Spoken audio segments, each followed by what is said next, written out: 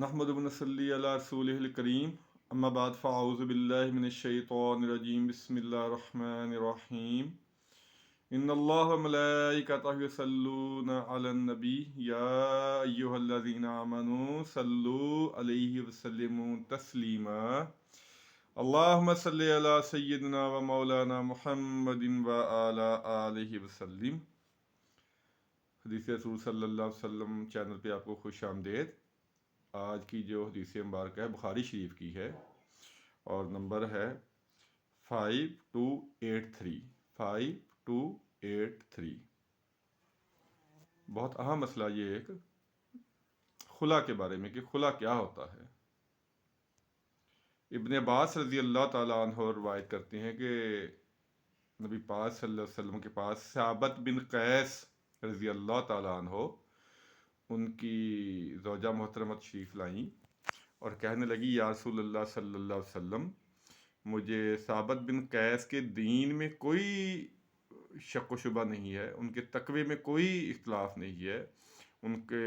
تقوی میں مجھے ان کی بلندی پہ دینداری پہ کوئی اعتراض نہیں ہے،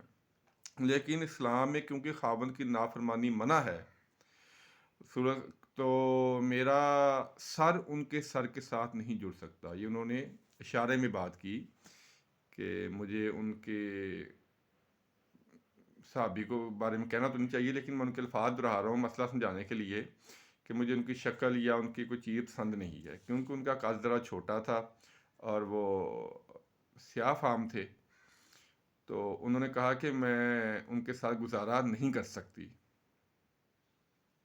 تو انہوں نے ان کو ایک باغ دیا ہوا تھا، تو آپ صلی اللہ علیہ وسلم فرمایا کیا تم ان کا باغ واپس کر دو گی؟ تو انہوں نے کہا ہاں میں واپس کر دوں گی۔ تو پھر آپ نے ثابت بن قیس رضی اللہ تعالیٰ عنہ کو حکم دیا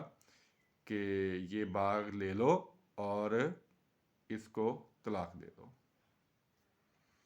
اب خلا کیا ہوتا ہے؟ خلا کا مطلب یہ ہوتا ہے کہ عورت کسی وجہ سے مرد کو پسند نہیں کرتی، اس کی کسی خامی کی وجہ سے یا کسی اور وجہ سے، یا خامی نہ بھی ہو تو پھر تو نہیں ہونا چاہیے، لیکن میں مسئلہ بتانے کے لیے کہہ رہا ہوں کہ کوئی بھی ایسی بات ہے کہ جو عورت کو ناپسند ہے تو عورت اس سے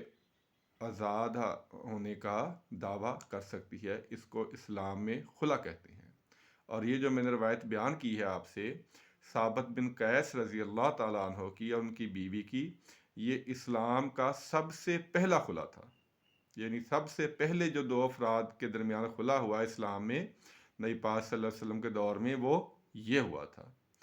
تو یہ ہم پہلے نکاح کے اور ولیمے کے بیانات سن چکے ہیں، تو اب ہم دیکھیں گے کہ عورت کن کن طریقوں سے مرد سے علیحدہ ہو سکتی ہے۔ اس میں یہ ایک طریقہ جو ہے وہ خلا کا ہے۔ کوشش کرنی چاہیے کہ جہاں تک ہو سکے نباہ کیا جائے، لیکن اگر نہ ہو سکے تو پھر اسلام نے اجازت دی ہے،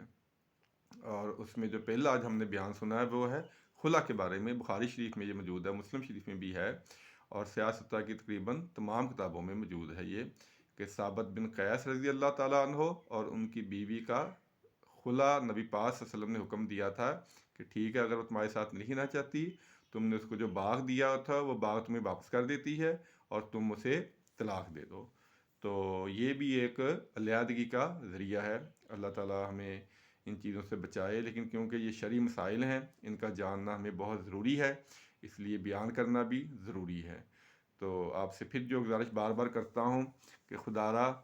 دین کو ذرا پڑھا کریں، بہت سے مسائل کی طرف پھر ہم لوگوں کی طرف بھاگتے ہیں، تو اگر ہم نے خود یہ چیزیں پڑھی ہوں، ایک تو ہمارے لیے یہ زندگی گزارنے کا طریقہ ہے، اور دوسرا پھر ہمیں زندگی گزارنے کا صحیح طریقہ بھی معلوم ہو جائے گا۔ اللہ سے دعا ہے